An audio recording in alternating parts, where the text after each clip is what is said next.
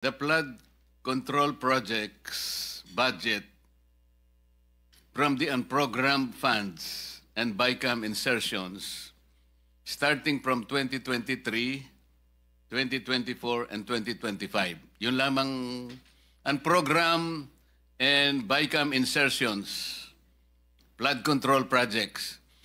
Kasi po, kaya gusto naming emphasize ito, mas malaki po yung kinikita ng politiko dito sa unprogrammed and insertions.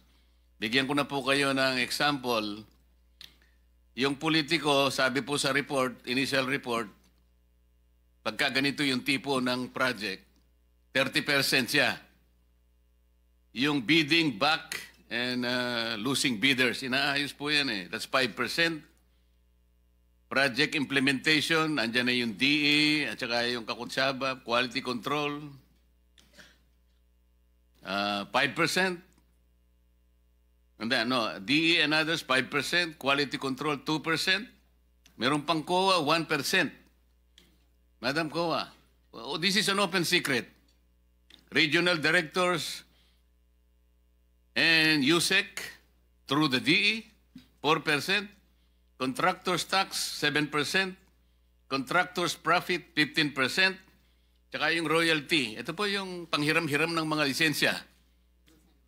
5%. Alam mo total, Madam Secretary? 74%. Ang natitira po sa project, 26% na lang. O ibig sabihin po, kung ang flood control project is 100 million, ang talagang magagamit is 26 million. Talagang walang mangyayari po sa atin.